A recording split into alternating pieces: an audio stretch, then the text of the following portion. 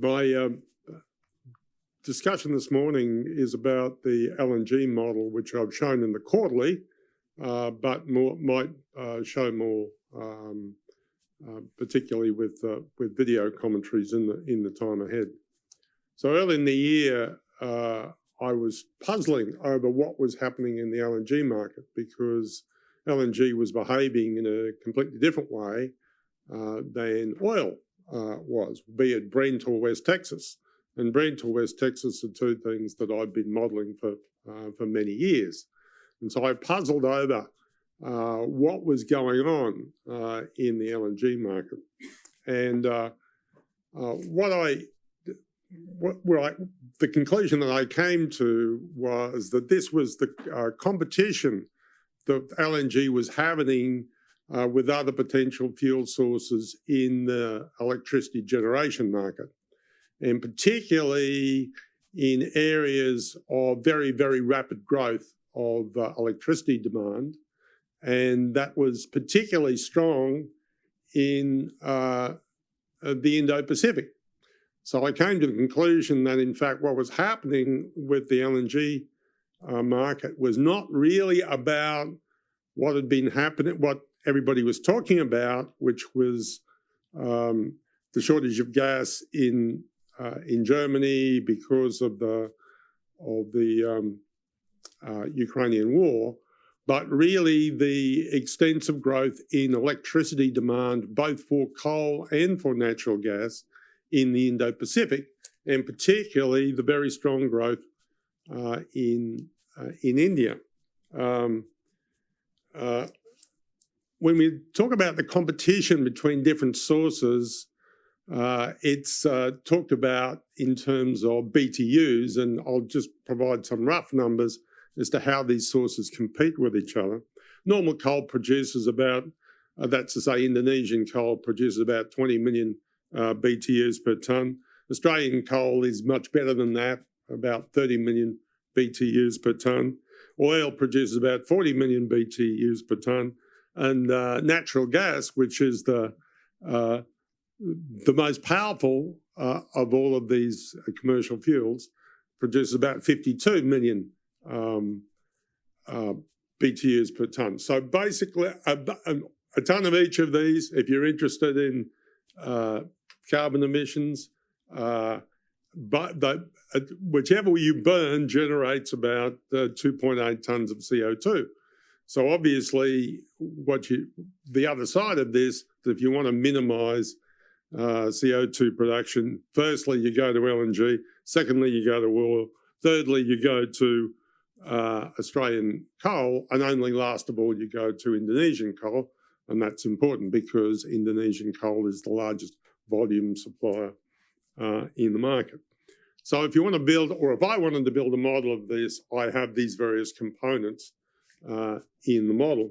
And I came to the view that what was actually happening was that, and this was after reading the July issue of the International Energy Agency coal report, that what was happening was you were having an absolutely enormous demand of increase in coal demand in India, and it was squeezing out that and pushing up the price of that, which was interacting with what was happening with LNG.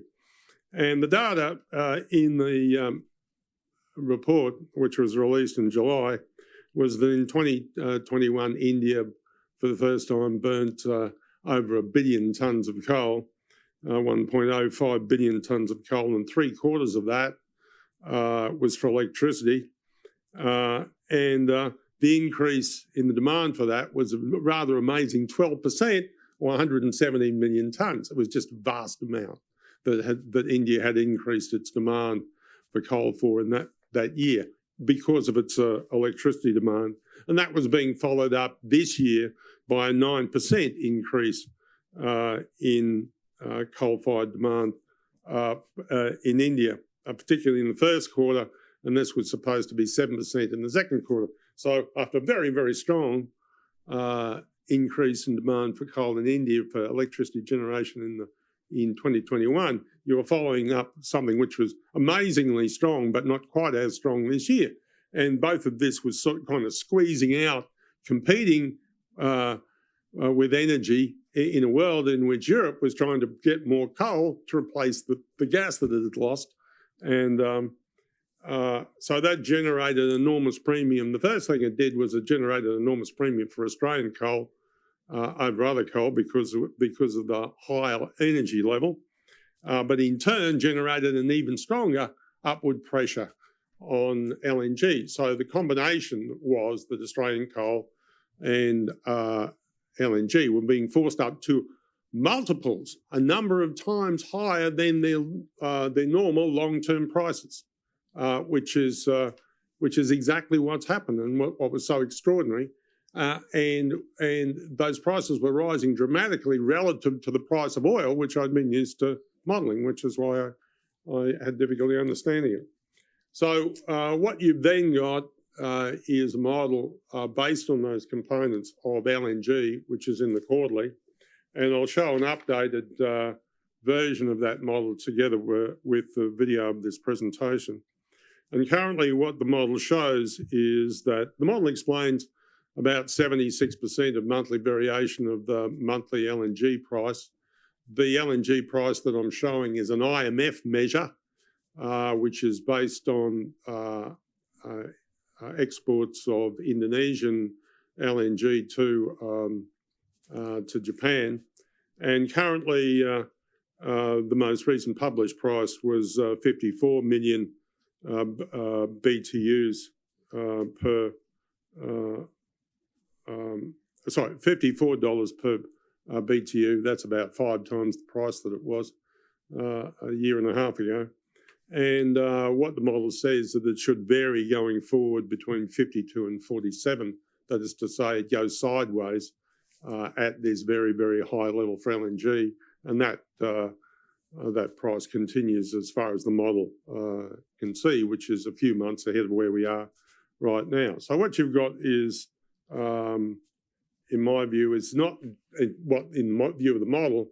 It's not just what's happening in Europe. It's not just what's happening in Ukraine or what Russia is doing. It is that this is happening at the same time as you have very, very strong structural demand for energy because of electrification of the Indo Pacific. And those things moving together at the same time are driving up the price of, have driven up the price of Australian coal and driven up the price of Australian LNG. And because those factors are not going away, you're continuing to have strong growth for electricity demand in the Indo-Pacific. You have strong supports for those prices remaining through the year. I will, of course, update this model at least every quarter, but probably more frequently as we go through the year. Are there any questions?